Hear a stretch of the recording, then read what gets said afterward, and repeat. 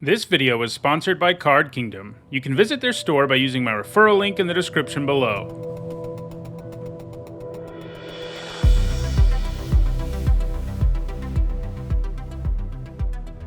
Hi everyone, I'm Neat Sahone, and today is Friday, and that means it's time for the 519th MTG Top 10. In this series, I rank cards based on their historical performance at Magic's highest level of competition, and in today's video we're going to look at one of Magic's most busted mechanics, Dredge. Dredge made its debut in the original Ravnica as the Golgari mechanic. If a card with Dredge is in your graveyard and you would draw a card, you have the option of skipping the draw and instead you mill cards equal to that card's Dredge value and return the card with Dredge to your hand. So if Greater Moss Dog is in your graveyard, you can mill 3 cards instead of drawing a card and get it back in your hand.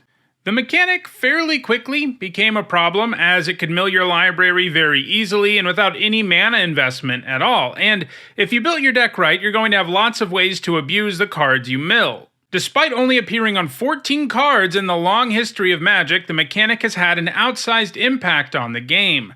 13 of those 14 cards have top 8'd at least one major event, with Greater Moss Dog the only card that has 0 points using my system. The mechanic has spawned decks in Extended, Modern, Legacy, and Vintage. As a result, this list is pretty stacked. The top 8 cards on the list have 32 or more points, and the top 2 have more than 100. That's pretty good for such a little used mechanic. In this video, we'll take a look at the 10 cards with Dredge that have left the biggest impact on competitive Magic. Before we get to the list, here's a quick reminder on how I score cards in these videos.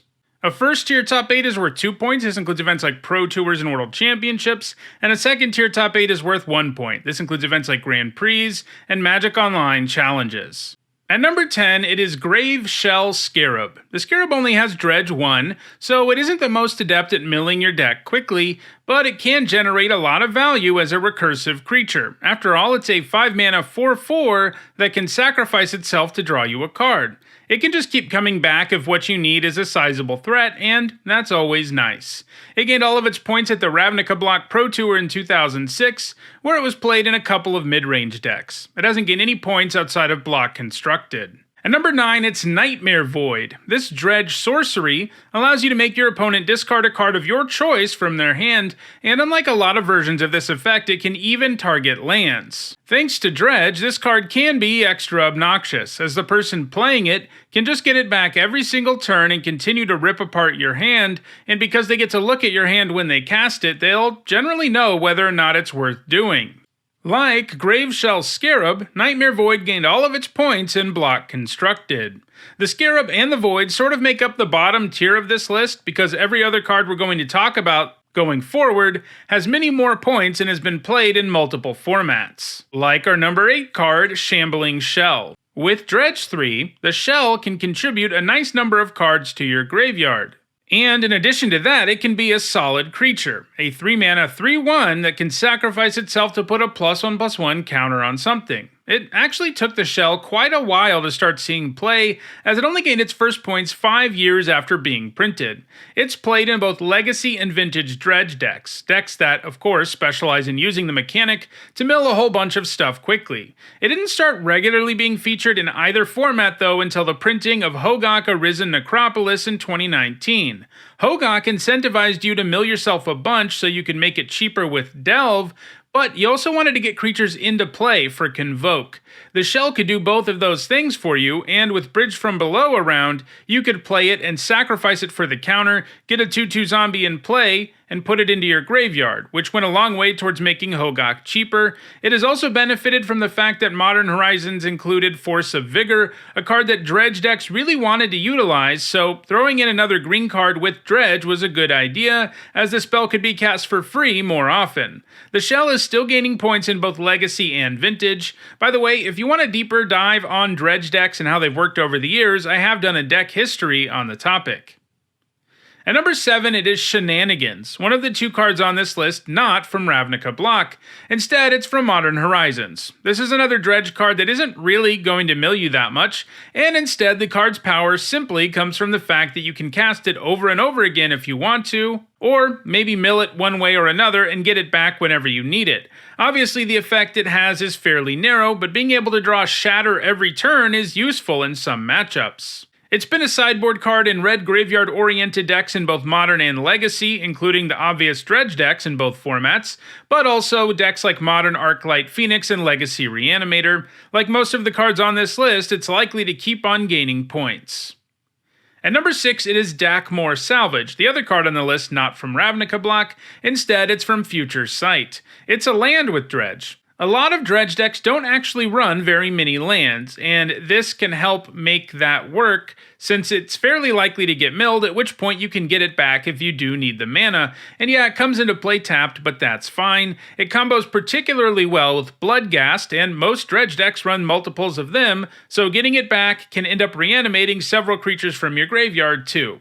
Salvage has been played in Dredge decks in Modern and Vintage, and it's going to continue to. At number 5, it is Golgari Thug. This comes with Dredge 4, and when it dies, you can also put a creature card from your graveyard on top of your library, so it comes with some extra graveyard synergy. It does get cast sometimes, but it's the high Dredge value that has allowed it to see so much play. Dredge decks can often get a Dredge card in the graveyard very early, and this can allow Dredge decks to start milling on their first turn, so milling 4 cards at a time is very likely to give you some sweet stuff in the graveyard. Unsurprisingly, the Thug has been played in Dredge decks in Extended, Modern, Legacy, and Vintage, and that's going to continue.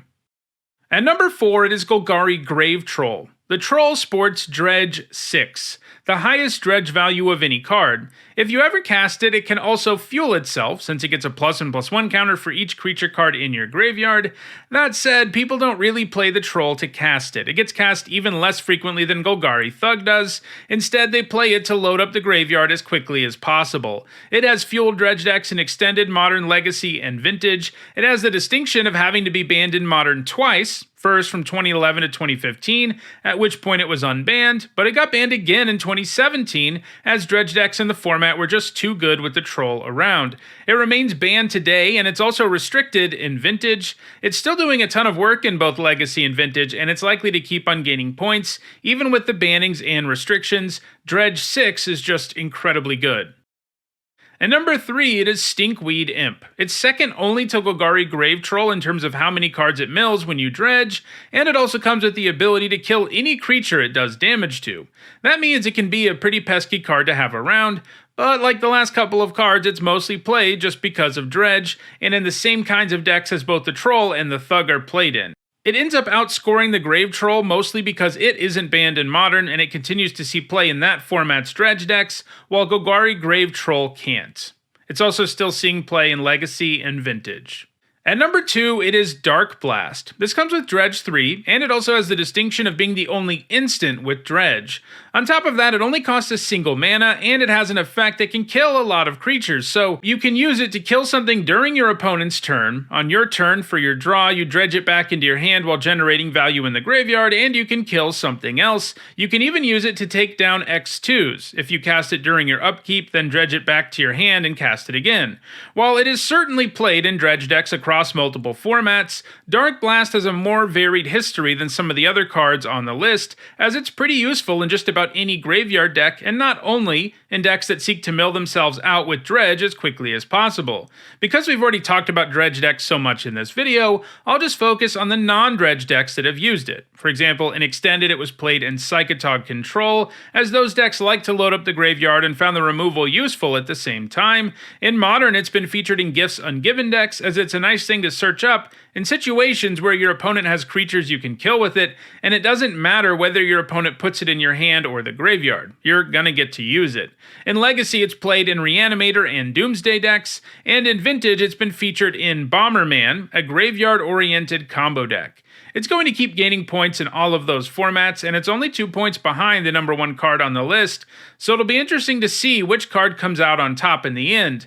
But for now, the number 1 card is Life from the Loam. You probably figured this would be at number 1, at least once it was clear it wasn't in any of the other slots on the list.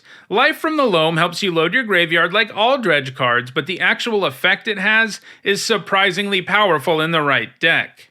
It gives you some very serious card advantage, as you spend 1 card to draw 3 cards. And you can do it over and over again while stocking your graveyard, and yes, those 3 cards are all lands and they have to be in your graveyard, but there are plenty of ways to turn those lands into serious value. Basically, Life from the Loam is one of the most powerful card advantage engines in all of Magic. This has led to it really having its very own Dredge variant, usually with Loam in the name.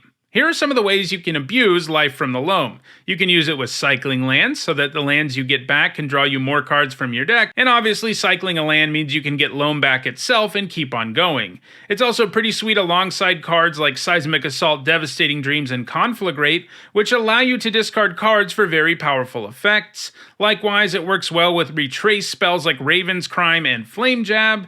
In addition to being useful in decks really dedicated to the graveyard plan, it's also heavily played in Legacy Lands decks, which don't really run any other graveyard cards, but it's a deck that's all about getting value out of powerful lands, and Life from the Loam gives you the ability to rebuy lands that sacrifice themselves for powerful effects, like Blast Zone, Urza Saga, or Wasteland, and it also turns your graveyard into a toolbox of sorts. Life from the Loam is going to keep on gaining points, and time will tell whether Dark Blast or Life from the Loam comes out on top in the end. So, those are the 10 cards with Dredge that have left the biggest impact on competitive Magic. If you want to own any of these Dredge cards, check out the description, where you can find a direct Card Kingdom link for each of them. If you want to make sure you catch future episodes of MTG Top 10 and a lot of other Magic content, don't forget to subscribe and turn on notifications. If you want to catch up on the over 500 past episodes of MTG Top 10, you should see the playlist on your screen shortly. Thanks for watching.